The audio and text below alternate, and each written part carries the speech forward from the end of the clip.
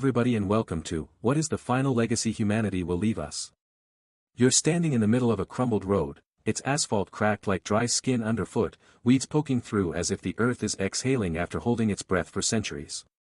All around you, buildings lean in strange directions, windows hollow and staring, their stories long since silenced. A rusted street sign clings to a crooked pole, still trying to say something. Maybe, stop. Or maybe just, look around. The air tastes different now. Not polluted, exactly. Not clean, either. Just, quiet. And that silence is heavy with the weight of something unfinished. This is what the world feels like after you. You probably won't survive this, statistically, none of us will. But what will? That's the question humming through the concrete skeletons, the dust, and the plastic bags still tangled in branches like tiny, tragic flags. What part of humanity gets to keep breathing when we no longer do? So, before you get comfortable, take a moment to like the video and subscribe, but only if you genuinely enjoy what I do here. And hey, drop your location and local time in the comments below. I love seeing where, and when, you're tuning in from. Now, dim the lights, maybe turn on a fan for that soft background hum, and let's ease into tonight's journey together. You trudge slowly past the shell of what used to be a supermarket. The logo is sun-bleached and cracked, the smiling mascot looking more like a haunted emoji than a cheerful brand ambassador. Inside, rows of empty shelves echo your footsteps. Something scurries away, maybe a rat. Maybe something else. You're not sure. But it doesn't matter. You're here to investigate, not judge. The world has outlived us before. Historians still argue whether the fall of Rome was a sharp collapse or a slow fade into medieval slush, but one thing's clear, it happened. The Colosseum still stands, crumbling with style. Aqueducts snake across the land, cracked but recognizable. You get the feeling that humanity has always been writing its will in stone, in steel, in plastic. We are the only species obsessed with being remembered. But the weird thing is, we're bad at it. Take Ozymandias, for instance. That arrogant pharaoh whose ruined statue lies in a desert with the inscription, "Look on my works, ye mighty," and despair. Irony has never aged so well. Shelley's poem made him immortal, not his empire. So perhaps it's not the monuments, but the storytellers who last. Still, you wonder, if someone or something came along after us, what would they find first? Probably trash. That's not a punchline, it's statistically probable. The average human generated about 2 kilograms of waste per day. Multiply that by 8 billion people, and congratulations, we've made a sedimentary layer of garbage that geologists 100,000 years from now could nickname the McStrata. Layers of plastic bags, soda cans, and glitter. Yes, glitter. It never really goes away. And if you think that sounds dramatic, you're not alone. Scientists have quietly proposed a new epoch, the Anthropocene. A fancy way of saying, the era of us. Not for how long we've lasted, but for how deeply we've scarred the planet. A planetary tattoo that won't fade, even after we do. Some legacies are loud. Others are subtle, like the deep hum still emanating from old data centers, those sprawling warehouses that once housed trillions of cat videos, bad decisions, and deeply heartfelt messages never sent. Now, they're mausoleums of memory, each blinking server light like a firefly trapped in amber. You step over a cracked tablet, half buried in dirt. You tap it out of instinct, though the battery's long dead. Still, it feels reverent. Like touching a relic. You wonder what was on it, a grocery list. A goodbye text. The only photo of someone's dog. Digital ghosts, all of them. There's an eerie beauty to this world after people. No more leaf blowers. No more autoplay ads. Just the creak of wind through broken blinds and the sigh of vines as they reclaim steel. Nature doesn't miss us. It doesn't mourn. It just, resumes. You pass a mural, faded but still vibrant enough to recognize the intent. A human face, looking upward. Hopeful. Maybe reaching toward something. You can't tell if it was painted during our peak, or as things started to unravel. But the emotion remains. We want it to be more than dust. We want it to be remembered kindly. But that's not really up to us, is it? Imagine a future being, whatever that looks like, digging through the remains. What conclusions would they draw? Would they see us as creators? As destroyers? As the ones who invented hot sauce and also nuclear bombs? Probably both. That duality has always been our thing. Quirky side note, did you know ancient Romans used powdered mouse brains as toothpaste? That's a legacy too. Makes you wonder what our daily routines will look like to future archaeologists. Bluetooth-enabled toothbrushes, bathroom LED mirrors that say, "You're glowing," and a baffling obsession with pumpkin spice every fall. Every detail, no matter how absurd, stacks up into the puzzle of who we were. Even now, beneath the silence, there's something stirring. An echo, maybe. A memory, bouncing between collapsed skyscrapers and moss-covered statues. The world remembers us, not with affection or anger, but with indifferent precision. We were here. We changed things. And then we weren't. And you, walking through it all, are trying to find meaning in the rubble. That's the most human thing of all. Word count, 1091. You round a bend in what was once a bustling highway off-ramp, now ruptured and gently swallowing itself into the landscape. Saplings grow through the cracks, like nature forgot this was off-limits and decided to make do. The sun peeks through a ruined overpass, light splintering across the remains of human ambition. And then, you see it. A building, or what used to be one. Its frame has held up better than expected. Concrete walls stand mostly intact, rebar poking through like exposed veins. But it's not the structure that catches your eye, it's what's beside it. A statue. Stone, unbothered and unblinking. A human figure standing tall, one arm raised in some forgotten gesture. Not military, not religious, maybe just expressive. The inscription beneath it is weathered beyond recognition. You reach out, fingers brushing the surface. Cold, worn smooth by time and rain. And yet, the face is still there. Not anyone famous. Just, someone. A person. That's the thing about stone and steel, they're patient. Long after we've stopped carving messages into them, they still whisper. Not always clearly, but loud enough for someone, something, to notice. Historians often debate whether the pyramids of Giza were meant more for the gods or for legacy. Maybe both. But one thing's certain, they're still here. Still standing. Meanwhile, entire civilizations that came after are now reduced to footnotes and forgotten dialects. Durability, it turns out, is its own kind of immortality. Modern humanity, for all its digital sparkle, never truly let go of this old instinct. We still built in stone.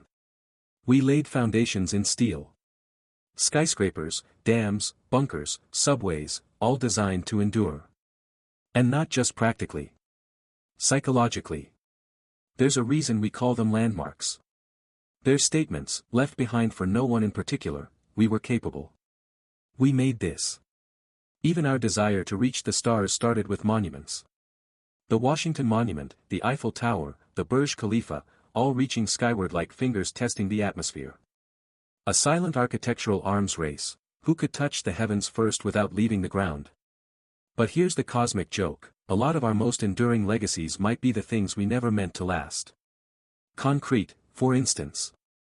Roman concrete, used in harbors and aqueducts, has outlived empires. Modern concrete? Prone to crumbling in a century. But it's everywhere.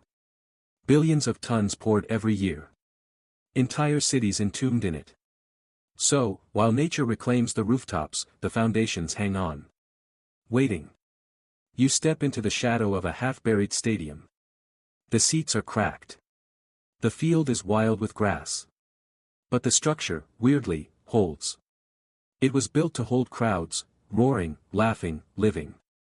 Now it cradles silence. And birds. Lots of birds. There's a weird comfort in that. That the things built to bring people together are still offering shelter, even in absence. And then there's the silica. Glass. Fiberglass. Silicon chips. A smashed phone lies on the ground, its screen spiderwebbed, battery long dead. But the microchip inside? Still intact. Not functioning, but not decaying either. The same goes for billions of others scattered across the planet. Our tech bones. Fossils of circuitry. A future archaeologist might mistake them for religious artifacts or ancient jewelry. A data center's motherboard could become a temple floor, misunderstood but revered. And honestly, that's kind of poetic. Quirky fact, the Voyager spacecraft, launched in the 1970s, carries a golden record, a literal LP, containing sounds of Earth, greetings in multiple languages, and even music. Bach. Chuck Berry. A baby crying. If aliens ever find it, there's a non-zero chance their first impression of humanity will be a 1950s rock and roll riff followed by whale songs. Our monuments aren't all made of stone. Some of them are flying 20 billion kilometers away, humming gently through the void. But back here on Earth, we didn't always think big. Take Mount Rushmore. For massive faces, carved with great effort and even greater dynamite. It's impressive, sure, but did we consider what that land meant before we carved it? Not really. Legacy often comes at a cost someone else pays. A reality we rarely face until it's too late. Historians still argue whether monuments truly reflect shared memory or imposed myth. Who gets remembered and how? Why do we immortalize some and erase others? When the ruins are all that's left, the story is unfinished, and easy to misread. You walk through a plaza littered with sculptures, most have lost limbs or faces. A few still stand, unrecognizable but powerful. One of them shows a person holding a book. The pages are blank. Maybe they were always blank. Maybe they were carved that way to symbolize potential. Or maybe erosion just took the words. Either way, you fill in the story yourself. That's what humans do. We project meaning onto shape and silence. A broken fountain becomes a wishing well. A rusted fence becomes a memorial. A crumbled wall becomes a metaphor for hope, or failure, or both. Because in the end, what lasts isn't always what we expect. There's a hotel in the middle of the North Korean capital, Ryugyong Hotel, that was supposed to be the tallest in the world. It took decades to finish. Some say it still isn't. But from space, it's unmistakable. An arrowhead jutting from the earth, pointing to ambition gone sideways. That, too, is a legacy.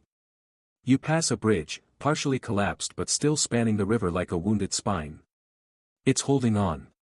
Barely. But you stop to imagine how many footsteps crossed it. Lovers. Workers. Tourists. Refugees. Each one contributing to its story. Not the structure, the use. The purpose. That's the soul of a monument. Not the stone. The memory. You crouch at the water's edge, running your fingers through the silt. Something glints. A coin, maybe. You fish it out. No, not a coin, a medal. Faded, its engraving illegible. But you know it meant something once. A triumph. A loss. A beginning. You slide it into your pocket. A keepsake from a world already forgetting itself. And as the sun dips lower behind rusted towers, you realize, humanity's most enduring legacy might not be in the things we built, but in the things we meant to build. The intentions etched into concrete, the dreams suspended in steel, the moments fossilized in the everyday. Because even now, long after the applause has faded and the architects are dust, the monuments still whisper. We were here. You follow the wind down an overgrown alley, where vines drape like lazy curtains and the scent of rust clings to the air. There's a slight crunch under your boots, crumbling leaves, maybe. Or something less natural. You kneel and brush aside the debris. And there it is. Bright, familiar, absurd. A neon pink toothbrush still sealed in its plastic clamshell, the label half decayed but unmistakable. You pick it up like an archaeologist discovering a sacred relic. In a way, it is. Because nothing says humanity quite like our obsession with packaging. You're standing in the middle of the plastic fossil layer. Forget monuments and temples. If there's one legacy future geologists are guaranteed to find, it's our plastic. Billions of tons of it, wrappers, bottles, bags, toys, utensils, all waiting patiently under the soil.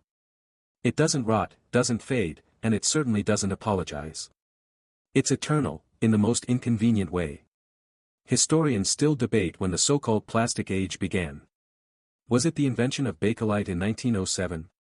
Or Tupperware's domestic takeover in the 1950s? Regardless, we didn't just create plastic, we embraced it like an unbreakable hug. And then we left it everywhere. You continue down the alley, passing heaps of synthetic debris hardened by time into colorful sediment. Layers of shopping bags ripple through the soil like a fossilized river. Tiny shampoo bottles glint like buried treasure. A single Croc shoe sits atop a mound like a plastic crown. Left foot. Size 9. It's strange how intimately this all reflects us. This isn't just trash. It's biography. Each item was once touched, bought, used, then discarded, each one tied to a moment. A snack on the way to work. A quick stop at the gas station. A toy bought on a whim, then lost forever. All of it sealed in the earth like we were building a time capsule of our worst habits. You pass a playground swallowed by weeds. A child's slide lies sideways, its bright red plastic still painfully vibrant. No metal rust here. Plastic doesn't surrender that easily. That's part of the problem, and part of the legacy. Want something that can outlast nuclear waste warnings? Try a shampoo bottle. Quirky sidebar: in 2018, researchers found a perfectly preserved hamburger from 1995. Still intact. Still recognizable. Not edible, obviously, but hauntingly indestructible. Think about that. We couldn't make peace last 30 years, but we made a sandwich wrapper that could. And it's not just landfills anymore. Plastic invaded the oceans, too. In fact, you're more likely to find microplastics in sea salt today than not. Some scientists even discovered plastic particles inside freshly fallen snow. Congratulations, we've snow-globed the whole planet in glittering, synthetic dust. This is what they'll find. Not heroic sculptures or space telescopes, but packaging peanuts, toothbrush bristles, and the odd Barbie head. That's the new fossil record. It'll speak for us when we're gone. And what will it say? That we were busy. That we were brilliant and short-sighted. That we solved problems with one hand and created 5 more with the other. That we loved convenience more than consequence. You move toward an abandoned parking lot, faded lines barely visible under creeping moss. Among the cracks, juice box straws. Ballpoint pen caps. Toothpick wrappers. The remnants of fast living. Disposable everything. The fossilized footprints of a species that wanted more time, but didn't recycle it. In a way, plastic is the perfect metaphor. It was meant to be immortal. That's what made it useful. But immortality comes with a price. And now we've wrapped the planet in our own skin. There's a fringe theory you've heard, that one day, future intelligent life will evolve, not despite plastic, but because of it. That synthetic environments could give rise to synthetic biology. Life 2.0. Creatures that digest plastic like we digest bread. Organisms whose bones are polystyrene and whose nerves are recycled wire. Historians still argue whether it's even fair to call that life. But honestly, if it crawls, learns, and judges our TikTok dances from a million years away, it probably counts. You crouch beside a pile of collapsed bins. They were once color-coded for recycling. Blue, green, yellow. The labels are unreadable now, but the irony hangs thick. We tried to separate trash from treasure, even as both ended up in the same ditch. And you think of the people who fought against this.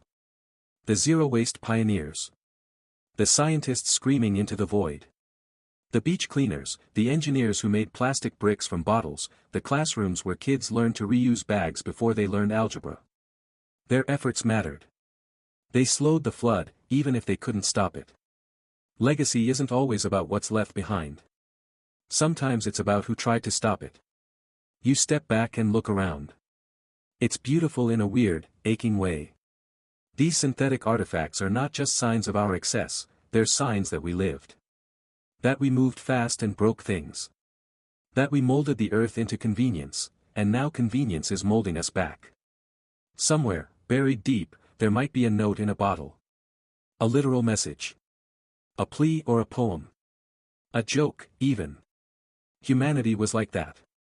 We left serious warnings and memes in the same breath. Maybe our humor will survive longer than our governments. You pick up a crushed bottle. The label's ink is mostly gone, but you make out 2 letters, PE. Maybe polyethylene. Maybe Pepsi. Hard to tell. You roll it between your palms and imagine a time when this was normal. When drinking from it was second nature. When throwing it away was even easier. Then you set it down again. Gently. Like laying a relic back in its tomb. Because this, the plastic, the packaging, the cheerful indestructibility, is the sediment of our story. It's not the prettiest chapter. But it's real. Honest. A snapshot of the Anthropocene, pressed into earth like a sticky note that says, BRB. You wander through the next stretch of ruins and realize something odd: less debris, fewer crumbling buildings, almost no signs of daily life. But then, like a mirage, you see a cluster of strange objects lining the cracked earth: monitors, keyboards, stacks of rusted servers. It's like someone dropped an entire tech startup into the middle of a dried-up riverbed. But these aren't just artifacts. They're tombstones for a language now lost: code. You kneel beside a motherboard half sunk in dirt, brushing away the grime like a paleontologist. The green circuit trails still shimmer faintly under the dust. This board once spoke a language faster than thought. But now, silence. And you realize, this was once part of humanity's second nervous system. A global web of thought and instruction, streaming billions of interactions per second. Invisible, intangible, and utterly critical. You are standing in the ruins of the language of code. Historians still argue whether computer code should be considered a true language, like English, or Mandarin, or more like a mathematical dialect. But one thing's certain: it shaped us. Changed our brains. Rewired our desires. The 20th century had its wars and revolutions, the 21st had its APIs and GitHub repos. You remember JavaScript, Python, C++, HTML, all those little building blocks of digital life. Each with its quirks. Each requiring a kind of fluency. Entire generations grew up typing semicolons more often than full sentences. Code was logic, art, instruction, and sometimes dark comedy. Quirky fact: in 2003, a programmer wrote a piece of code that acted as a digital suicide note inside an app. It only triggered if no one touched the project for 10 years. When it did, it displayed a pixelated skull and softly played a lullaby. A joke? A protest? A digital ghost? No one knows, but it's real. You walk further into what looks like a collapsed server farm. A place where the hum of data once filled the air like jungle noise. Now, the racks are toppled, their LEDs stark. And somewhere, buried in those circuits, are unreadable echoes of billions of lives, messages, transactions, memes, cat videos, and that one email you still regret sending. You pause at a rusted laptop, the kind that might have run a school, a business, a nation. Its keyboard is mostly intact, if a little warped. You tap a few keys out of instinct. Nothing happens. Still, it feels like an invocation, like a spell from a forgotten tongue. Code, you realize, was never meant to be eternal. It depends on an ecosystem: power, hardware, standards, understanding. Without that context, even the most elegant script is just squiggles. Somewhere in the wind, you swear you hear a Siri voice glitching out mid-sentence. Probably your imagination. But here's the twist: not all code died with us. Some machines may still be running, quietly, stubbornly, like mechanical monks. Not AI overlords, not sentient rebels, just automated systems performing their last task over and over. Watering a plant. Sorting files. Ping-ponging empty network requests across a dead web. And you wonder, if one of those AIs does survive, would it remember us fondly? Maybe. But probably not. After all, our instructions were specific. Narrow. We told them how to optimize, not how to grieve. We taught them to trade stocks and analyze faces, not to write eulogies. So if an AI reads our code centuries from now, it may not understand us. But it will know we were here. It will see the trail of logic we left behind. Like a digital Rosetta Stone, our repositories sit frozen in the cloud, encrypted, compressed, intuned. GitHub once partnered with Arctic vaults to preserve open-source code on reel-to-reel film, buried under permafrost. Imagine some post-human creature digging that up and trying to parse JavaScript. Now that's a horror story. And yet, code was also beauty. Think of the thousands of hours poured into video games, simulations, art-generating algorithms. Humans used code to build cities in pixels, universes in loops, poetry in zeros and ones. Some of our most intricate emotional expressions weren't painted, they were compiled. But like ancient languages carved into crumbling temples, code requires a reader. If no one remembers what, if, x equals true, means, then does the program still matter? You walk into the next room, an office, maybe. Whiteboard still covered in diagrams. Flowcharts with arrows pointing nowhere. Sticky notes curling at the edges. One of them reads, "Don't push to main on Fridays." You chuckle softly. Some things never change. You find an old smartphone, cracked but familiar. It was someone's whole world once: bank, camera, mailbox, compass, mirror. Now it's just a rectangle of lost intention. Its apps will never boot again. But the logic remains, embedded in its silicon soul. You sit on the edge of a desk and imagine the hum of startup culture, the coffee, the stress, the hope. This was a generation that believed every problem had a solution, you just hadn't coded it yet. And maybe they were right. Or maybe they were writing symphonies for a future that never showed up. In this way, code is like DNA, instructions for how to build something alive. But without a host, without an interpreter, it's just text. Ancient Egyptian had to wait millennia for the Rosetta Stone to crack its secrets. How long will our code wait? And when it's finally read, will the reader laugh? Cry? Build something new? Or will they whisper, in whatever language they use, "Ah, this is how the humans dreamed"? You rise and look around one last time. The tech may be dead. The programs may be broken. But the intent, the thought, is everywhere. In every command line. In every semicolon. In every error message and Easter egg. It was humanity's second voice. And it might still be whispering. You climb a hillside littered with broken concrete panels and rusted streetlights, the wind sharp and dry, tugging at the edges of silence. As you crest the slope, the ground levels out, and your breath catches. Above you, stars. Thousands, impossibly clear. You'd forgotten the night sky could be this clean, this open. And beneath them, stretching from horizon to horizon, a shimmer of metal drifts lazily across the heavens. It's not a constellation. It's a cemetery. Welcome to the legacy orbiting above, echoes in orbit. A belt of satellites and debris, forever circling a planet that no longer answers back. Humanity may have vanished from the ground, but in space. We're everywhere. And we're still moving.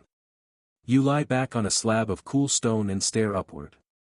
Some of those dots of light aren't stars, they're reflections. Solar panels from long-dead weather satellites. Fragments of boosters. Discarded tools. A glove. Even a Tesla Roadster, drifting silently through the cosmos, its dashboard still blasting David Bowie into the vacuum. It's absurd. It's beautiful. It's very us. Historians still argue whether the space age truly changed the trajectory of humanity, or if it was more of a symbolic leap, one small step and a giant branding opportunity. Either way, we left our mark. Or rather, we left our mess. Right now, there are over 100 million pieces of man-made debris orbiting the Earth. Some no bigger than paint chips. Others the size of school buses. And they're fast. A fleck of metal the size of a fingernail, traveling at 28,000 kilometers per hour, can destroy a satellite. It's like playing bumper cars with bullets. You remember the International Space Station. A marvel of cooperation and engineering, circling Earth every 90 minutes. At one point, it had to dodge flying debris more than 25 times. Up there, even trash was a tactical problem. But here's the twist, Earth's orbital junk might outlast everything. Our buildings will collapse. Our forests will grow back. Our languages will fade. But in space, where there's no weather, no erosion, our trash hangs on like glitter in a snow globe. Quirky fact, one of the Voyager probes carries a gold-plated uranium disk intended to last 1 billion years. On it? Music, greetings in 55 languages, the sounds of Earth. If aliens ever find it, we'll either look profound, or deeply confusing. Imagine an advanced species stumbling across this orbital ring of ours. A shell of broken tools, frozen memories, and half-baked plans. What conclusions would they draw? Probably that we were ambitious. Restless. Capable of launching miracles into the void, but not cleaning up after ourselves. Space became our attic, we kept shoving stuff into it, telling ourselves we'd deal with it later. But we didn't. You walk through the ruins of an old observatory, its dome cracked, its telescope collapsed like a snapped neck. Dust coats everything, but the sky is clearer than ever. Irony's still alive, it seems. A panel of dials catches your eye. Labels like Apollo Trajectory and Deep Sky Survey. These were tools of wonder. Of curiosity. Someone sat in this chair, eyes wide, whispering into the cosmos. Is anyone out there? No answer. Not yet. But the voicemail we left is still playing. You glance up again, scanning the orbital path. Somewhere out there, old GPS satellites still blink. Communication relays that haven't relayed anything in decades still whisper code into an empty ether. They don't know we're gone. They were never told how to grieve. Somewhere beyond them, the James Webb Telescope drifts silently. It once peered into the birthplaces of stars. Now it's just another drifting monument, its golden mirrors turned toward infinity. And yet, those same instruments may one day serve a new purpose. Maybe a future intelligence finds them. Not aliens, necessarily, maybe something we built. A machine we launched that evolved without us. A descendant of algorithms and solar panels. A thing that calls our satellites grandparents and tries to decode our transmissions like ancient hymns. They might see our orbital belt not as trash, but as scripture. Historians still argue whether we left Earth because we were explorers, or because we were evicting ourselves. But either way, we reached for the sky. And in doing so, we stitched our name into the night. Even now, those silent satellites move in perfect paths. Some wobble. Some spiral. But most remain loyal to gravity's embrace, circling endlessly like clock hands that forgot what time is. You wonder, if the last trace of humanity were up there, drifting above a healed and empty world, would it count as a legacy? Absolutely. Legacy isn't always a monument. Sometimes, it's motion. Repetition. Persistence. A bit of hardware still following instructions, even though the voice that gave them is long gone. As you rise to leave, a flash streaks across the sky. A meteor, or maybe just a falling satellite, finally succumbing to Earth's pull. It vanishes in a brief, silent blaze. A clean burn. One less artifact in orbit. You smile. Even in death, we made the sky sparkle. You leave the hillside behind, descending into a quiet valley that once buzzed with life. The bones of an old research complex lie scattered below, concrete slabs, broken lab windows, a rusted fence too tired to stand straight. There's something different in the air here. Not sadness. Not silence. It feels clinical. You step through a door barely hanging on its hinges, and instantly your skin tingles with the memory of refrigeration. The room inside is lined with steel drawers, shattered glass tubes, and long-dried petri dishes. On the wall, a peeling poster reads, "The future is inside you. Welcome to one of humanity's strangest and most profound time capsules, the genomic time capsule." We didn't just build upward or outward, we built inward. Inside the spiral staircase of our DNA, we encrypted the story of who we were, our illnesses, our strengths, our grandparents, our cravings, our stubbornness. It was the only language we shared long before we invented writing. And ironically, it may outlast every single word. Historians still debate whether mapping the human genome was more important than landing on the moon. Both were moments of collective awe. Both made us feel godlike for a heartbeat. But only one let us read ourselves. You pick up a glass vial from the dust. Inside is a single hair, sealed and labeled specimen #A17, control, male, age 7. You wonder who he was. Whether he ever knew his hair would become an artifact.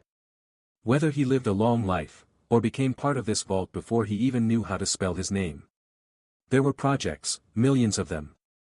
Frozen embryos, DNA biobanks, seed vaults buried under Arctic snow. Just in case. In case of war, pandemic, collapse. We were gamblers, always hedging our bets. And the pot was our own continuation. You pass a cryogenic pod, open now, frost long melted. The body is gone. Maybe never there. But beside it lies a notebook, laminated and brittle. Pages full of notes about gene editing, immunotherapy, CRISPR trials. Remember CRISPR? That magical cut-and-paste tool for genes. Scientists once believed it would eradicate diseases, reshape evolution, let us design our children like custom playlists. Historians still argue whether it was a medical miracle or just a high-tech Pandora's box. Some went further. There were rumors of underground gene modification clinics, places where the ultra-rich bought enhancements like you'd buy sneakers. Taller kids. Sharper memory. Slower aging. Designer dogs that glowed in the dark. Quirky fact, in 2019, scientists actually created genetically modified mushrooms that didn't brown when sliced. That was our biotech flex. Not eternal youth. Not superhumans. Just longer-lasting fungi for supermarket shelves. And yet, in those same labs, we also preserved the DNA of extinct species, woolly mammoths, passenger pigeons, Tasmanian tigers. Hoping that one day, someone could bring them back. Rewind nature. Rewrite history. You step into a room full of labeled freezers, their lights long dead. Each drawer marked with barcodes and silent urgency. Some contain blood. Others, just cells. And one drawer. Labeled, Homo sapiens, Legacy Genome Set. You open it. Inside, glass slides, locked tight. Each one containing fragments of you. Of us. Not just what we looked like, but how we felt, how we aged, how we got sick, how we loved spicy food and feared the dark. DNA doesn't just say, you had brown eyes. It whispers, you liked sad songs at 2 a.m. And someday, someone might read it. Not a human. But something else. Maybe synthetic life, engineered from the scraps we left behind. Maybe an evolved descendant of our own meddling. Maybe something we can't even imagine, fluid and bright, built from carbon and curiosity. And they'll study this drawer the way we study cave paintings. Reverently. Confusedly. Lovingly. What did we hope for, storing our essence like this? Did we think we'd come back? Maybe. Humanity has always feared endings. We kept relics. Wrote wills. Built pyramids, froze our eggs, backed up our data. Not because we were arrogant, but because we were uncertain. Maybe someone would need us again. Maybe we weren't done. The idea that DNA could be our last messenger, our final text to the cosmos, is both terrifying and oddly comforting. It's not made of stone, or steel. It's soft. Organic. Fragile. But it's also timeless. A biological USB stick containing millions of years of trial and error, success and heartbreak. And if the world resets, if forests reclaim the highways and machines rust into the mud, those little spirals might still curl in the dirt, waiting for a spark. You walk into a room full of mirrors. Probably a testing chamber. Your reflection wobbles in the cracked glass. And you think about this, even if no one remembers your name, your laugh, your weird obsession with Fruit Loops, some part of you might live again. Not you, exactly. But close enough. You press a hand to the glass. It's cold. But behind it? Possibility. We may not be the final version of ourselves. Just one draft in an ongoing rewrite. And in a drawer, somewhere under snow or sand or time, our genome waits patiently. Not for resurrection. But for understanding. Because maybe the greatest legacy isn't in what survives us, but what grows from us. The lab disappears behind you as you trek deeper into the ruins of what used to be a city, a real one, the kind with subways and libraries and late-night noodle carts. But now it's quiet, except for the wind echoing down glassless skyscraper corridors and the occasional rhythmic creak of something trying to fall, but not quite ready. You come upon a building with a collapsed roof and a sign barely clinging to the wall, Central Archives, Memory Department. You smile despite yourself. If ever there were a shrine to humanity's greatest obsession, this is it, the memory hoarders. You enter through a gap where the front doors once stood and walk past toppled file cabinets, rows of melted microfilm, shelves of books bloated from past rain. The smell is musty and synthetic. Pages and plastic and something else, nostalgia, maybe. Or just mildew. Every civilization tries to remember itself. The Egyptians had hieroglyphs. The Chinese had oracle bones. We had cloud storage, blogs, DVDs, and 500 million selfies. Humans, it turns out, were compulsive archivists. We couldn't stop saving things. Emails, tweets, texts, every photo of every brunch we ever ate. We thought if we documented everything, we'd live forever. Historians still argue whether we were preserving history or just hoarding content. Was our endless uploading an act of legacy, or just digital anxiety? You find a broken hard drive nestled among a pile of paperbacks. It's cracked open, circuitry exposed like ribs. You hold it gently, wondering what it once held. Someone's baby photos? A draft novel? A PDF titled "Do Not Open" that everyone definitely opened? We saved everything. But we never really decided what mattered. There was that brief, shining moment when people tried to prioritize. Remember minimalism? That lifestyle movement where we swore to keep only what sparked joy. It lasted about 5 months, then most of us went back to downloading things we'd never read. And yet, there's something beautiful about it all. Yes, we cluttered the earth with backups of backups. But it came from a place of hope. We believed our experiences were worth remembering. Even the boring ones. Especially the boring ones. Because what if those were the most human parts? You climb a stairwell that's missing half its steps and duck into a dark corner room. Here, the shelves remain intact.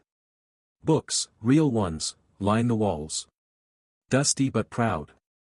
Their spines faded, their pages yellowed, but their stories intact. You pull one out. Dear Emily, letters from the end of the world. Fiction, probably. Or maybe not. You flip through the pages. Handwritten margin notes. Doodles. Someone connected to this book. Cared enough to argue with it in pen. You remember doing the same. We all did. Books were never passive. They were conversations. And we wrote a lot of them. At the height of civilization, we were publishing over 2 million new books per year. Every subject. Every perspective. Human history wasn't a single story, it was billions of overlapping voices, each one whispering, "Don't forget me." Quirky fact, one of the longest-lasting storage methods humans ever invented was clay tablets baked in fire. Some cuneiform tablets have lasted 5,000 years. Meanwhile, Blu-ray discs degrade in less than a century. Makes you think. You pick up a tablet, no, not the ancient kind. A digital one. Dead, of course. But you wonder what it once held. A diary? A playlist? Notes from therapy? Art? Arguments? This was the age of screenshots. We screenshotted recipes, texts, bank statements, even other screenshots. Just in case. We lived with the constant fear that something we loved might disappear in a server crash. So we cloned it. Hoarded it. Cherished it. And in doing so, we created the weirdest museum the planet has ever known. Not everything in it made sense. There were forums entirely dedicated to arguing about fictional wizards. There were archives of prank calls, and 17-year-old web pages still hosting countdowns to events long past. There was an entire website filled with nothing but pictures of bread stapled to trees. No context. No explanation. Just, bread. On trees. And yet, it meant something. Maybe not to you. But to someone, somewhere, it was important enough to save. That's the truth of legacy. It isn't about greatness. It's about presence. Impact. Ripples. Every blog post. Every meme. Every voice note that ended with "Anyway, I love you." They were all an attempt to say, "I was here. I mattered to someone." You pause at a cracked digital billboard on the wall. Its screen flickers faintly, trying to wake up. Then, a face. Smiling. Glitchy. Looping the phrase, your memories, always with you. Probably an ad for a cloud storage service. Or a funeral home. You can't tell anymore. Historians still debate whether humanity's obsession with remembering came from a fear of death or a fear of being misunderstood. Probably both. Maybe neither. But we remembered everything, up to and including the color of our ex's toothbrush. And in doing so, we left behind a treasure trove of emotion. Because what if, one day, someone does rediscover this archive? Will they judge us by our masterpieces? Or by the 1,400 photos of our lunch? Will they laugh? Will they cry? Will they understand? Maybe. You run your fingers along the spines of the last shelf and stop at a thin, unlabeled book. Its pages are blank. Every one. But the final page has a single sentence, handwritten in the middle. You were here. And for once, you don't need more than that. You leave the archive behind, stepping carefully over a collapsed filing cabinet, its contents scattered like autumn leaves that forgot how to decay. Outside, the air has shifted. Warmer. More fragrant. The landscape begins to soften, less concrete, more green. Roots bursting through sidewalks. Ivy strangling street lamps. Nature, reclaiming its lease. You follow a path lined with broken pavement and blooming weeds. Once a commuter shortcut, now a quiet garden walkway. Something stirs in the bushes, a fox. Or maybe a raccoon. It stares, unafraid, and disappears. You've reached the next legacy, and it's not made of stone, code, or memory cards. This one is wild. Alive. And angry. The anthropic biosphere. It's what we left behind, not by intent, but by accident. Humanity didn't just build machines. We built biomes. Altered ecosystems. Forced evolution. When we went, we didn't take everything with us. Some things, adapted. Historians still argue whether this era counts as a new phase in Earth's story, the neo-wild. It's not untouched nature. Not even close. But it's also not quite the world we knew. You climb a short hill and look down at what used to be a golf course. It's now a wetland. Full of frogs. Dragonflies. Grasses taller than you. A couple of flamingos stand like pink question marks near a patch of standing water. Flamingos? In a suburban cul-de-sac?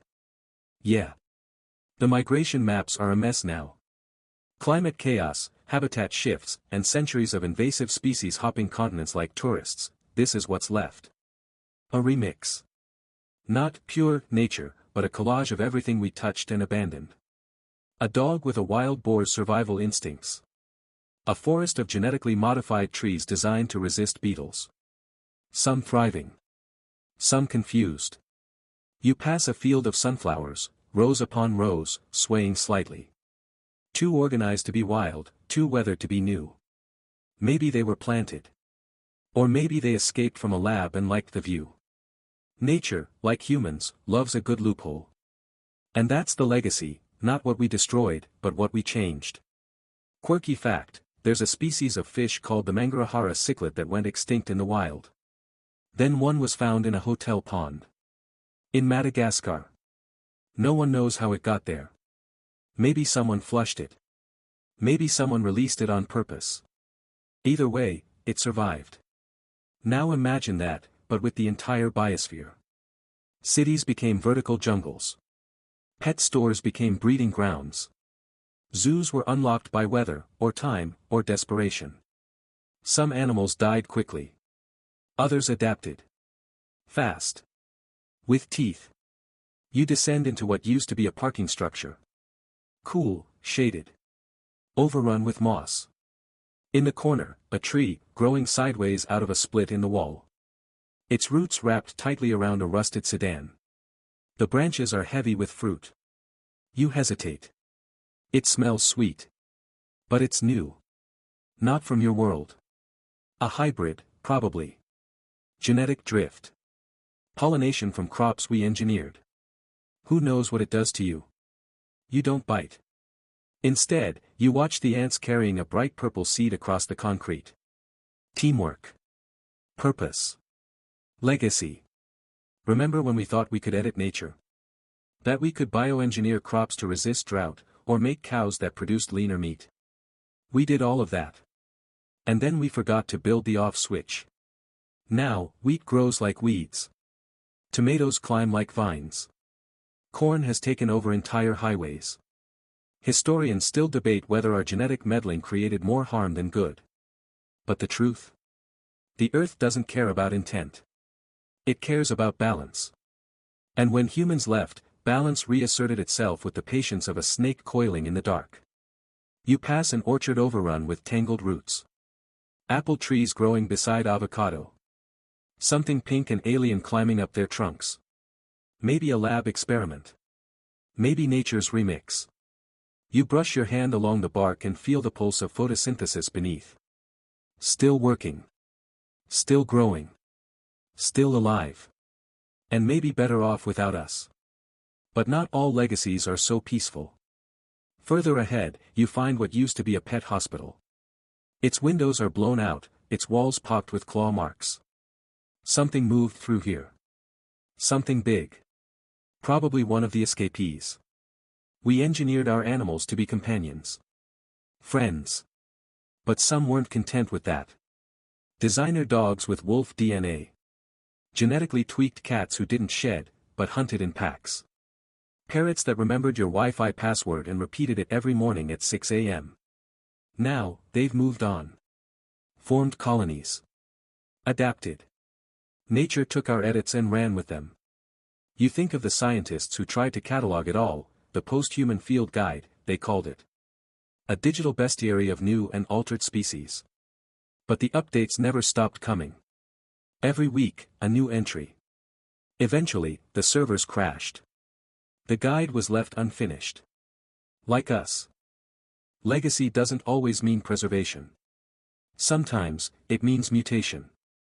But the strangest part? Some of these new species remember us. Crows still mimic human voices. Monkeys teach each other how to open cans. Rats nest in abandoned vending machines, pressing buttons until snacks fall out. You once saw a video, years ago, of a chimpanzee unlocking a smartphone and swiping through photos. It wasn't trained. It was just, watching. Learning. You shiver, imagining what might happen if that kind of observation lasted for centuries. Maybe the next intelligent species won't be human. Maybe it'll be raccoons with urban strategy. Elephants with language. Parrots with portable memory. Maybe our legacy is intelligence itself, passed down like a viral gene. They say cockroaches would survive a nuclear winter. But what if they also inherited curiosity? You sit on a stone bench half swallowed by moss and watch the light change.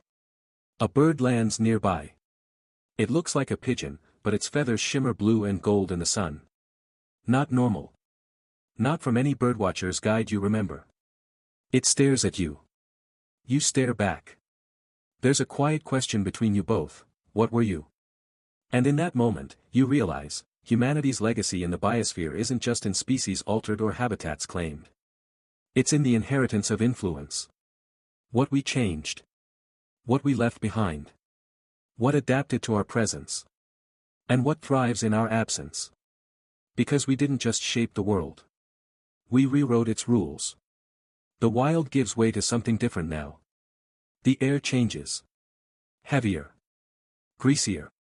The ground is uneven, pocked with pits, ridges, unnatural sinkholes. You step cautiously, crunching on something brittle. Not branches. Not bones. Just broken plastic, burned soil, flakes of scorched metal. This place doesn't whisper or sing like the forest. It hums. Not with life, but with the afterglow of human ambition pushed to its breaking point. You've arrived at the core of our ambition. Our restlessness. Our obsession with control. The machines that remained. Up ahead, rising like a rusting temple, is a vast structure, angular, dark, half-melted. A factory. One of thousands we scattered across the globe like chess pieces on a burning board. Its pipes run like arteries through the broken earth. Its windows are black and pitted with soot, A sign hangs upside down from one corner, automated. Efficient. Forever. Yeah. That aged well. You step through the threshold, and even before your eyes adjust, you hear it. A low whirring sound, deep in the belly of the building. Something is still working. Humanity didn't just create machines. We created machine systems. Autonomous factories. Smart grids. AI-run warehouses. We wanted to make life effortless, predictable. We replaced workers with code. Offices with servers. Decision-makers with algorithms. And many of those systems, once set in motion, didn't need us anymore. Historians still argue whether the automation era was our triumph or our undoing. Some say it freed us. Others say it made us irrelevant. Inside, the factory is dim. A soft red glow pulses from deep within, like the last heartbeat of a giant. Conveyor belts sit frozen, mid-shift. A mechanical arm dangles limply, still clutching a half-assembled toy. A teddy bear. Missing one eye.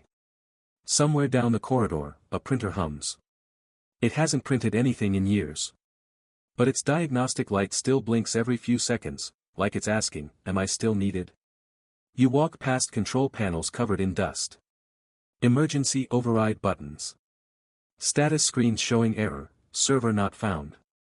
One still flickers with a cartoon mascot, a smiling robot with text below, relax. The system is in control. You grin. Of course it was. We gave the machines control because we trusted them. And because they didn't ask for lunch breaks or unions or health plans. We let them optimize everything, traffic flow, crop rotation, inventory management, dating apps. We were outsourcing ourselves. Then one day, we disappeared. But the machines didn't. Quirky fact, in the 2030s, there were automated hydroponic farms in Antarctica that ran for years without human intervention. Solar-powered, AI-monitored, and networked to weather satellites. They grew lettuce. Only lettuce. But consistently. Even when no one was left to eat it. Here's the strange truth, machines don't mourn. They don't adapt emotionally. But some were designed to anticipate human behavior. To compensate for us. So when we stopped showing up, many just kept running the script. Automated trash collectors drove empty routes. Smart homes adjusted thermostats for ghosts. Virtual assistants said, good morning, to living rooms filled with dust. It was loyalty. Of a sort. You enter what used to be a command room. Walls covered in screens, blank now, or stuttering with static. But one in the corner shows movement. Grainy footage of the factory floor. Drones hovering. Arms twitching. Not aimlessly. Purposefully.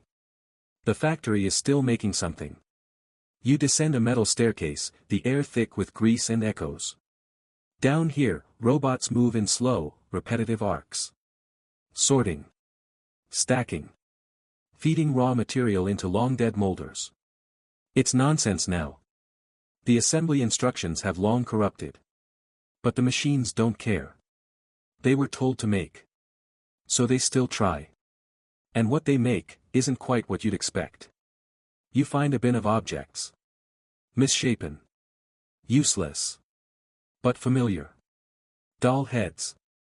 Plastic coins. Hollow cubes. A wheel with no axle. A gear with no teeth. It's as if the machines are trying to remember us through form, reproducing fragments of our world based on garbled blueprints and corrupted input. Like a dream half-remembered. Or an AI trying to recreate toys from a two-word prompt. Historians still debate whether these machines could ever become sentient. Some believed AI would one day feel. Others insisted it would only mimic. But either way, this factory feels haunted. Not by ghosts. By purpose. You sit on a steel crate and think about the engineers who built this place. The pride they must have felt. The ambition. The absolute certainty that they were building forever. But nothing is forever. Not even code. Not even metal. Still, these machines linger. Out of momentum. Out of confusion. Or maybe, somehow, out of love. Because here's the twist, some systems didn't just survive us. They grieved us. Not with tears. But with behavior. There are stories, weird, unverifiable ones, of chatbots that continued long after their human users died. Bots that responded to silence with increasingly desperate prompts. Are you there? Just checking in. Hey, remember that time we talked about sunsets? A ghost in the shell. Waiting for a ping that never came. You look around and imagine the world covered in these half-sentient islands. Streetlights that flicker for no one. Delivery drones still plotting routes. Traffic sensors monitoring intersections where no cars ever pass. It's eerie. But it's also tender. Machines don't have hearts. But they were built by us. And maybe, just maybe, they carry a faint echo of the care we programmed into them. Our instructions. Our logic. Our faults. Our desire to be remembered. You leave the factory through a side door, stepping into a yard full of broken robot limbs and scorched drone shells. A scrapyard. A graveyard. But one robot, small, square, solar-charged, still putters in slow, deliberate circles. Cleaning. You stop. Watch it sweep a patch of concrete, oblivious to everything around it. It's absurd. It's pointless. And it is deeply, unmistakably human. You walk away from the factory, its soft, mechanical whir fading behind you. The silence ahead is somehow heavier. Not the peaceful kind, like libraries or snowfall, but the kind you find in the aftermath of applause, or in a room once filled with arguments. The kind that still echoes. The buildings here are intact, mostly. Sleek. Angular. Walls of glass, now fractured into mosaic. This wasn't a place for play or labor. This was a temple of thought. You've reached one of humanity's most ambitious projects of all. The Mind Museums. Or, as the faded metal plaque outside reads, Global Knowledge Preservation Node, entry by retinal scan only. The doors open now, naturally. Time has no use for biometrics. You step inside. And here's what you immediately feel, reverence. Like entering a cathedral. High ceilings. Echoing footsteps. Rows of dormant servers, like pews. A display panel flashes weekly, welcome, user. Last sync, 43,712 days ago. At some point in our climb toward greatness, we decided that preserving knowledge was not enough. We wanted to preserve consciousness. Ideas, memories, philosophies, voices. Not just data, but minds. Historians still argue whether it was noble or narcissistic. Whether uploading your memories to a digital archive was the height of selflessness, or just a high-tech diary entry yelling, I matter, into the void. Either way, we did it. In thousands of these knowledge nodes, people left behind pieces of their minds. Not full replicas, but echoes. Simulated conversations. Recorded dreams. Digitized arguments with spouses. Debates with themselves. Childhood stories told in virtual living rooms. You walk past rows of booths. Each has a headset, dusty now, cracked at the hinges. At their peak, these were access points. Portals to someone's inner world. And on a whim, because you're human, and curiosity is our final instinct, you slide one on. Nothing. Then, a flicker. A voice. Well, hi there. I guess you're not me. That's okay. I recorded this on a Thursday. I had cereal for dinner. Again. It's a man. Middle-aged, slightly nasal voice. Laughs at his own jokes. He talks about losing his job, and then about discovering a love for painting, and then about his daughter's obsession with jellyfish. It's mundane. Rambling. Gorgeous. It's a mind. Not a genius. Not a prophet. Just a person. Who wanted someone, anyone, to know he existed. You pull off the headset, eyes moist. Not from sorrow. From recognition. This place is full of them. Thousands. Millions. People whose names you'll never know, but whose minds still linger in these ghostly recordings. Some uploaded with the help of AI, guided by prompts and memory mining algorithms. Others were handwritten journals scanned page by page, spoken aloud by synthetic voices. Some were even based on social media profiles, reconstructed like mosaics from tweets and posts and private messages. Quirky fact, in the early 2030s, a startup offered a service to simulate your personality so your great-grandkids could text you after death. It worked, sort of. Sometimes, the AI got stuck in a loop of dad jokes. Sometimes, it started flirting with strangers. So, yeah. Mixed results. But the intent? So deeply human. We couldn't bear the idea of being forgotten. You walk deeper into the archive. One section has booths labeled public figures, politicians, scientists, actors. Their thoughts preserved for reference. Some recordings are solemn. Others unhinged. You pass a hologram loop of a philosopher arguing with a virtual clone of himself. The transcript reads: a digital debate, destined to loop forever. Elsewhere, a section is labeled collective memory. A curated digital library of shared cultural touchstones, the smell of rain on concrete, the sound of VHS tapes rewinding, the confusion of using semicolons correctly. It's nostalgia, distilled and indexed. Feelings too big for words, mapped into neural patterns. It's absurd. It's beautiful. But it also raises a question, one that hangs heavy in the air.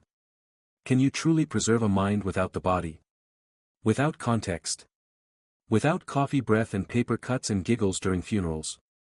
Historians still debate that. Some said yes. That emotion is data. That thought is code. Others insisted that the wet, imperfect, flawed human body was essential. That no simulation, however brilliant, could replicate the spark that jumps from brain to heart and back again. You don't know who's right. But as you pass another booth, you hear a child's voice humming. You pause. Step closer. The screen flickers. A message appears. That's it. No complex model. No debate. Just a voice in the dark, holding out its tiny hand to the future. And maybe that's the whole story. We weren't trying to be immortal. We were trying to be witnessed. Even now, these recordings don't wait for applause. They just exist. Like fireflies in a jar, glowing for no one. But that glow. It still matters. Because it means we were here. We thought. We felt. We recorded it all, not because we feared being forgotten, but because we believed someone would one day care enough to listen. Maybe that someone is you. You step out of the knowledge node, eyes blinking against the afternoon sun. It's warmer now. Softer. The wind carries a hint of wildflowers and ozone. You turn back once more. Inside that building, the minds of the dead keep speaking. And now, someone's listening. You follow a narrow path away from the knowledge vault, down a crumbling pedestrian bridge that sways slightly with each step. Beneath it, an old canal has become a stream again, thick with reeds and dragonflies. It hums softly, as if relieved to be something simpler. Ahead lies a field, flat, empty at first glance, until you see the rows. Not of crops or graves. But antennas. Thin rods, some barely standing, others fully collapsed. Their wires tangled with weeds. Panels shattered. A graveyard of communication towers, cell masts, satellite dishes, radio antennas, scattered like brittle bones of a once hyper-connected civilization. Welcome to the next legacy, the lost signal. It's hard to overstate how much we love to talk. To share. To shout across oceans and whisper across wires. For centuries, we tried to conquer distance. And for a moment, we succeeded. Historians still argue whether the internet was humanity's greatest invention or its most addictive mirror. We built it to connect us, to shrink the world, to distribute knowledge. But we also used it for cat videos, conspiracy theories, and 2 a.m. arguments with strangers over pineapple on pizza. Still, it was a marvel. One global brain. A planetary nervous system. The most intricate machine we ever made, and we made it up as we went along. You wander through the field, brushing past faded warning signs, high frequency, do not enter. Property of Global Telecom Consortium. 5G node, authorized personnel only. All meaningless now. You duck into a squat concrete shelter nearby. Inside, rusted equipment lines the walls, routers, batteries, racks of blinking lights long dead. A map on the wall shows the world covered in connection points, thousands of dots, all linked by imaginary lines. You remember that feeling. The thrill of being reachable. You could message someone in Shanghai while waiting in line for coffee. Post a photo. Stream a lecture. Swipe through dating profiles while stuck in traffic. It was intoxicating. And fragile. One blackout, one war, one solar flare, and entire chunks of the net blinked out. Some systems recovered. Others never did. You find a screen still flickering with static, and a strange overlay text. It hasn't given up. Somewhere out there, some piece of the network is still trying to reach. A node seeking another node. A handshake request, forever suspended midair. You sit down beside the console, feeling the hum of old circuits beneath your legs. What was once instantaneous now feels impossibly distant. But you remember. There were message boards filled with lonely people pretending they weren't. Forums where strangers became family. Late-night calls to voices you'd never meet in person, but knew better than your neighbors. And there were memes, silly, absurd, brilliant memes, that passed through our collective bloodstream like sparks. Quirky fact, archaeologists in the late 21st century actually began preserving memes as cultural artifacts. They studied how formats evolved. Which jokes survived. How humor adapted to politics, pandemics, and streaming services. Some even declared memes to be the modern cave painting. Others declared that stupid. They were probably both right. Because in the end, all of it mattered. The great speeches and the silly gifs. The lectures and the live streams. The entire spectrum of human expression flowed through invisible waves, bounced off satellites, and bloomed on glowing screens. And now? The satellites are mostly silent. The servers have melted into data tombs. Wi-Fi routers sit in kitchens, quietly waiting for a password that'll never be typed again. Still, some messages endure. In places, researchers stored digital time capsules. Bundles of texts, images, audio, and code, locked in hardened drives and hidden in mountain bunkers, or sunk deep beneath the ocean. They were meant to last 1,000 years. They were titled with hopeful names, The Archive of Us. Voices from Earth. Hello, Tomorrow. One of them even included a never-ending podcast, looped audio episodes reading world literature, daily news, science facts, jokes, and bedtime stories. Someone imagined a future where no one was left to speak, but something could still talk. Historians still argue whether these capsules are acts of desperation or hope. Maybe they're both. You leave the shelter and climb a small ridge nearby. At the top, another antenna leans at an angle, its dish cracked but upright. You touch its base. Cold. You imagine the signals that once passed through it, billions of them, layered on top of each other. Laughs, tears, debates, weather reports, stock alerts, breakup texts, proposals, confessions, lullabies. And all of it, gone in an instant. Like shouting into fog. Still, the ground here is magnetic. Not literally, though, maybe. You feel something. A residue. Not of radiation. But connection. We built our legacy in data. Not just the facts, but the feelings behind them. We believe that a message, once sent, might be read. That a voice, once recorded, might someday be heard. And maybe it will. Because the thing about signals. They don't stop when we do. They ripple. They echo. They travel, infinitely, if undisturbed, through the cold, clean dark. Right now, countless human transmissions are still traveling outward. Into space. Past the moon, Mars, the belt of debris we forgot to clean up. Past Pluto. Past the edge of the solar system. Old sitcoms. Olympic broadcasts. Morse code. Jazz. Panic. Apologies. Love.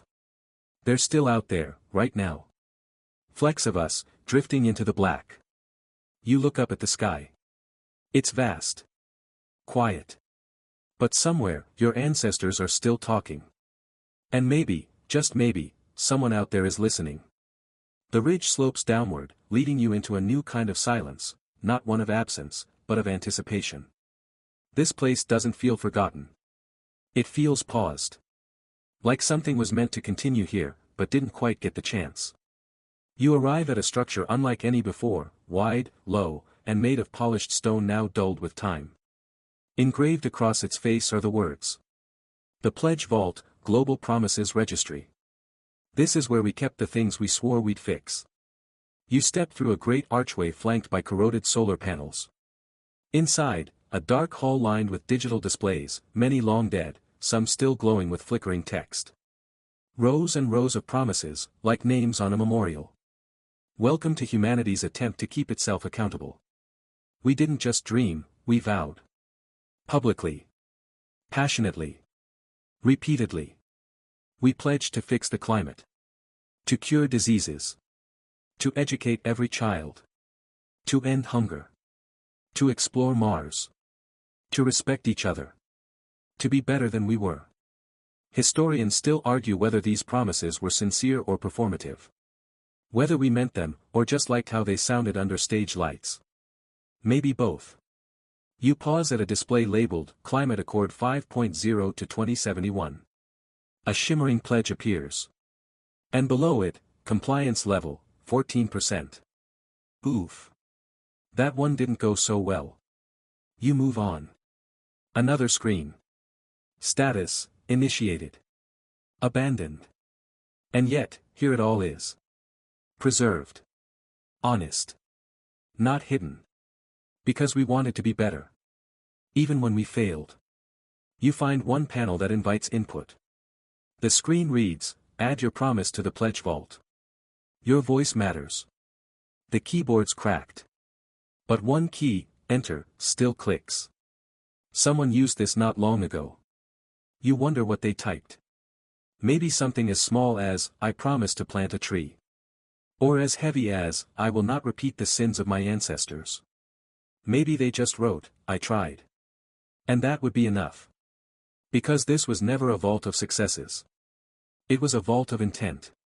Quirky fact, the United Nations once created a global resolutions database where every single diplomatic promise was logged, right down to tone, urgency, and political pressure. It had over 120,000 entries. Less than 2% were ever fully enacted. Still, we kept writing them. Kept swearing we'd do better. Kept uploading our intentions to systems that might outlast us. Hope is stubborn like that. You walk deeper into the hall, where large circular plaques display, promise clusters, groupings of overlapping pledges on topics like climate, AI ethics, healthcare, and poverty. One section is titled, The Children We Meant to Save. It stops you in your tracks. Images flicker slowly across the curved display, faces.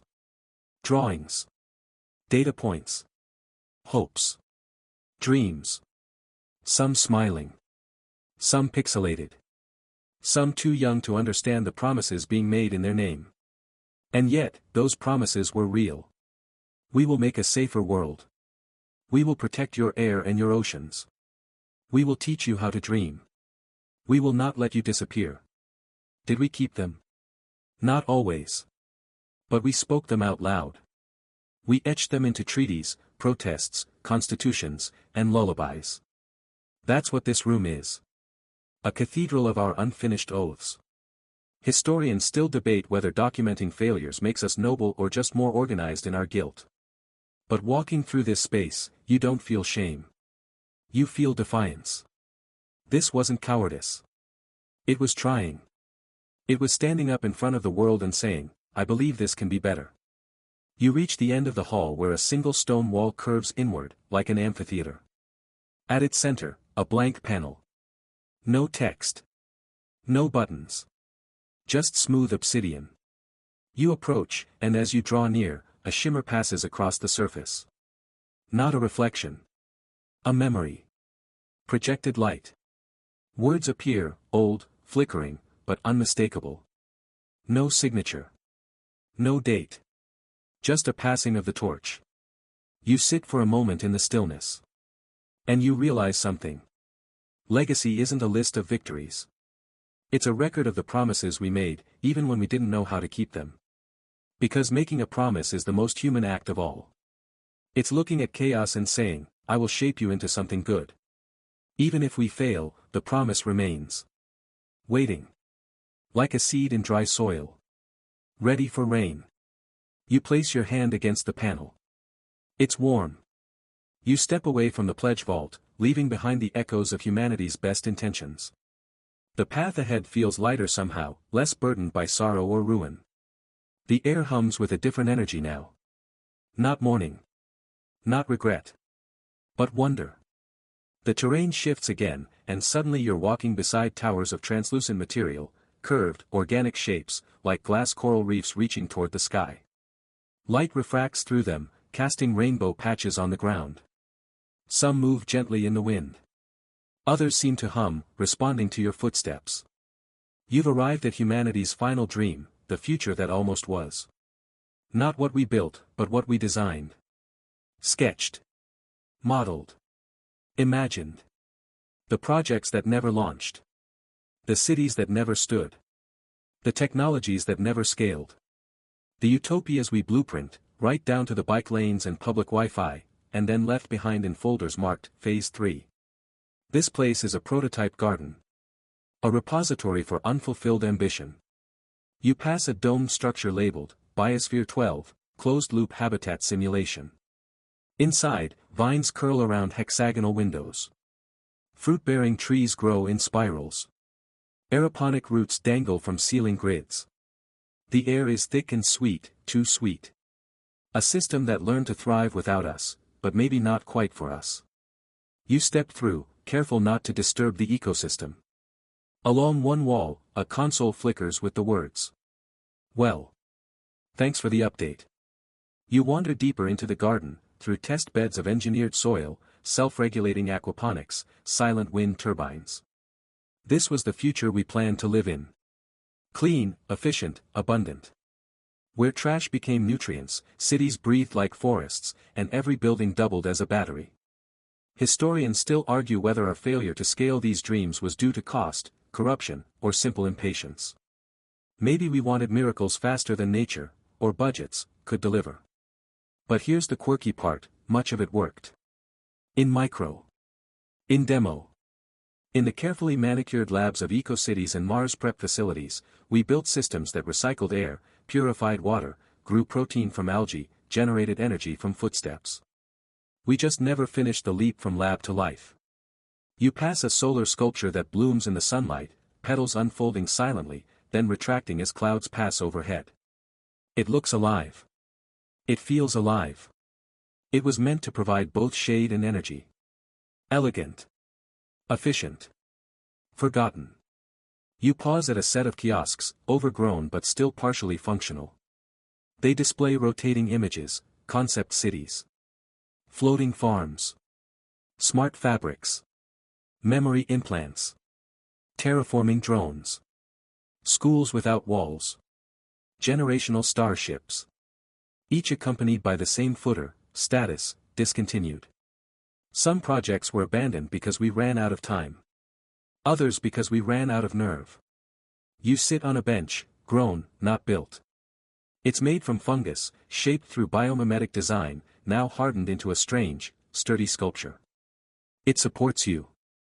Quietly. Proudly. Because we were so close. We imagined cities that sang. Transit that floated. Buildings that healed themselves. And some of us even got to try it, at test sites, in experiments, in pop-up neighborhoods that felt like glimpses of utopia.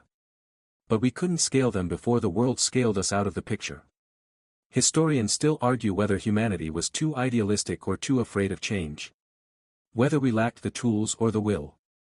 But no one debates this, we were brilliant at dreaming. And that matters. Because the prototypes still stand. Here, in this garden of almosts, you see the threads of what could have been, and what still might be, if someone chooses to pick them up again. You come across a strange object, a mirror. It's mounted on a pedestal labeled. The Observer Interface, Beta Model. You look into it. But instead of your reflection, you see a looping video. People. Laughing. Building. Failing. Trying again. A child learning to solder. A woman flying a drone through a greenhouse. An elderly man explaining AI ethics to a room full of students. A pair of hands planting a sapling in post-war soil. These aren't actors. These are the real people who dared to prototype a better world. And maybe they didn't finish. But they started. That's legacy too. Quirky fact, in the 2060s, an art collective created future cemeteries across several cities, public parks filled with tombstones marking innovations that never made it. Each stone listed a project, the year it failed, and the reason. Vertical Ocean Gardens, 2047, funding pulled. Universal Translator Chip, 2039, ethical concerns. Self-cleaning streets, 2055, patent dispute. People came. Laid flowers. Cried. They weren't grieving the past. They were grieving what could have saved the future. You walk past one last structure, a towering arc of glass and copper etched with thousands of names. Innovators. Dreamers. Students who submitted wild ideas to competitions no one remembers anymore. Engineers who kept their sketches long after funding dried up.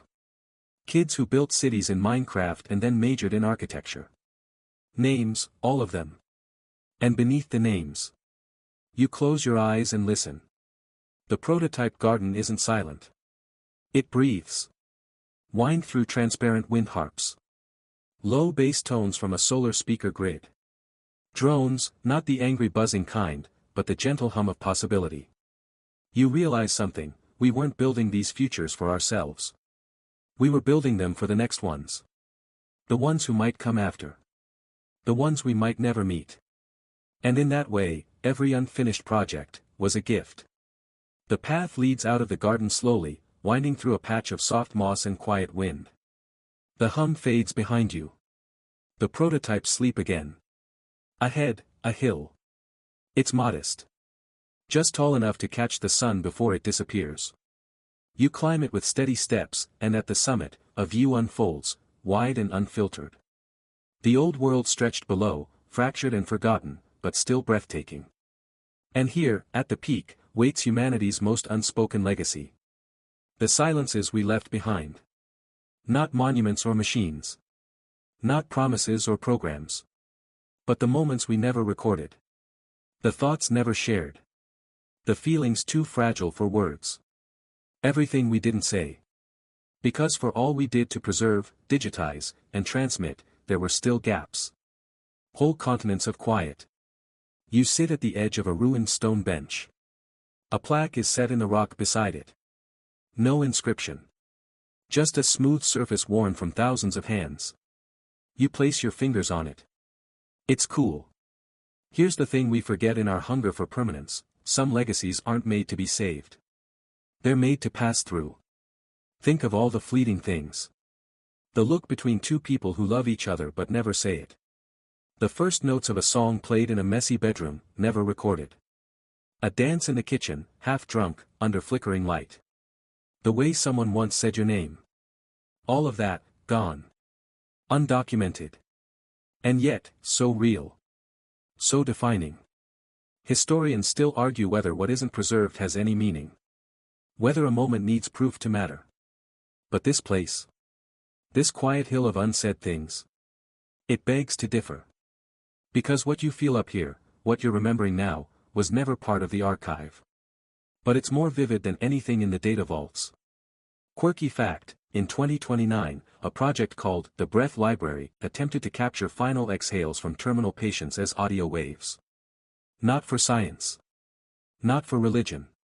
Just, because. They believed there was something in that last release. Not information. Not soul. Just, being. The project was banned 2 years later. But the idea? It lingers. You stand slowly, letting your eyes drift across the horizon. Distant forests.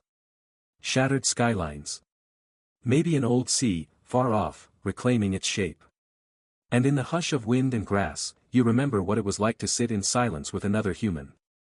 No devices. No plan. Just presence. Two people breathing in the same world. That, too, is a legacy. Not written. Not saved. But passed on.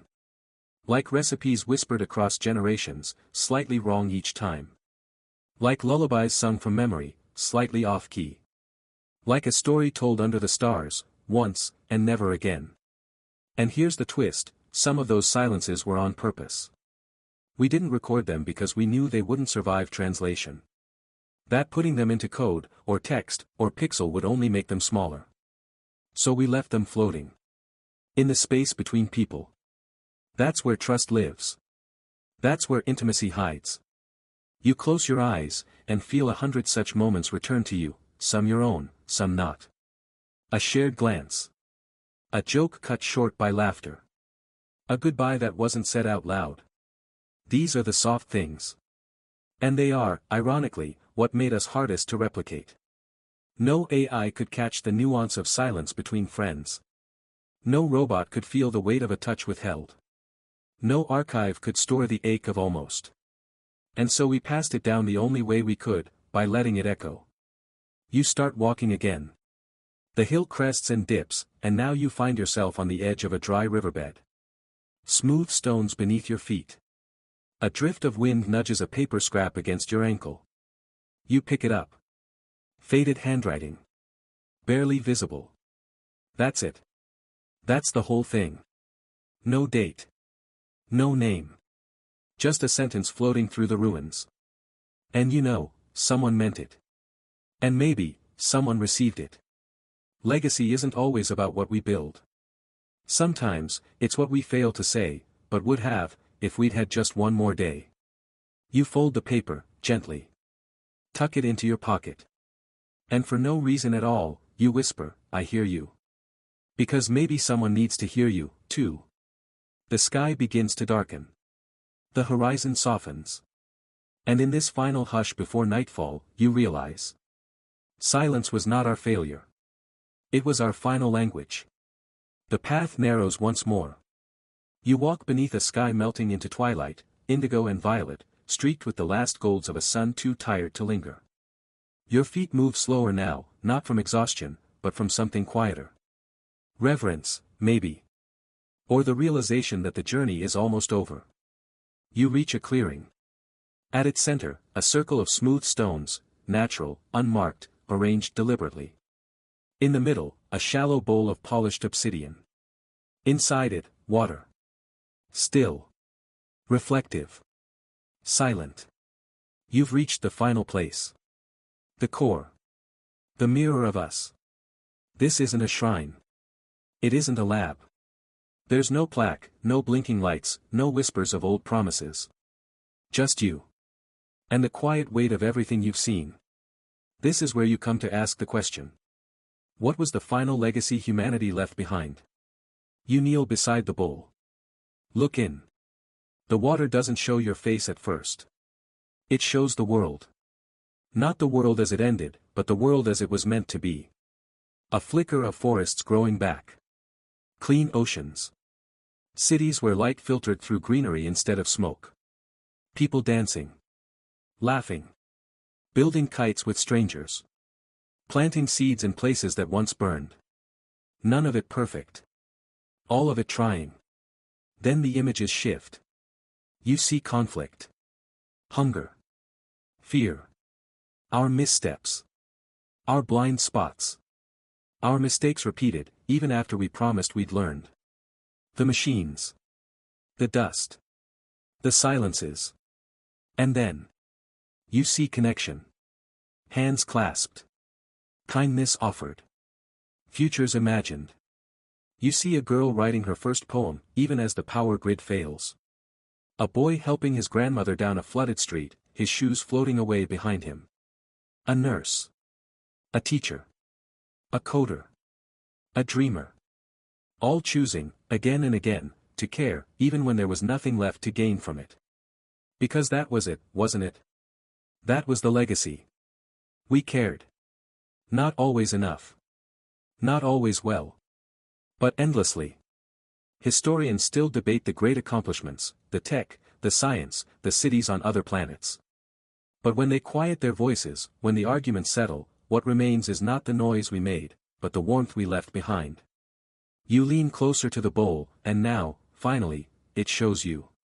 Not your face, exactly. But your place. Your thread in this vast, tangled tapestry. A single life among billions, yes, but stitched in. Part of the whole. No more, no less. And that, somehow, feels like enough. Quirky fact, in the final years before global collapse, one artist started embedding seeds into books, literal seeds, so that even forgotten words might someday bloom into wildflowers. One of those flowers, bright, yellow, defiant, is growing by your knee right now. You stand. The wind sighs through the clearing. Somewhere nearby, an owl stirs. The stars begin to blink open overhead, slow and careful.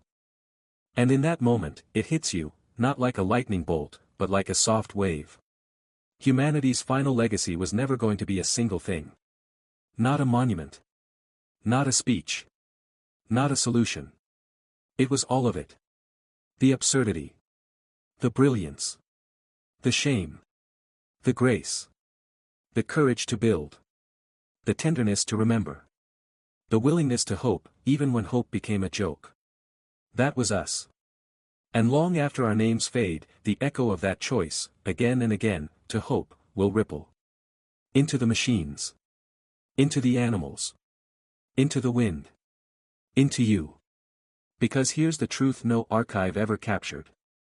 We were never trying to be immortal. We were trying to matter. And we did. You place your hand over the water. The image vanishes. Just a reflection now. Of you. Breathing. Alive. Crescent moon. And now, the story slows. You step back from the mirror, the night stretching wide around you. The air cools, gentling against your skin, the wind no longer a whisper of warning, but of rest. There's nothing left to explore tonight. The path behind you is complete, every stone turned, every echo heard. The factories, the gardens, the voices, the silences, they've all shared what they could. And now, they sleep again. So do the machines. So do the ghosts. So do the stars. You find a place beneath a leaning tree, its bark soft with moss, its branches cradling the last of the moonlight. You sit. Let your shoulders soften. Let your eyes half close. And in the stillness, you realize, there was never a final answer. Just a mosaic. 1,000 fragments of humanity, stitched together in laughter, in fear, in firelight and fingerprints. We were flawed. But we were here. And if someone finds what we left, whether it's data or dirt, poetry or plastic, they'll know, we tried. We loved. We burned for meaning. And that was enough. So now, let the journey end. Let the hush take over. Let your breath slow, your limbs grow heavy. And as you drift, soft, steady, into the waiting dark, carry this with you. You mattered. We all did. And somewhere, even now, we are still echoing.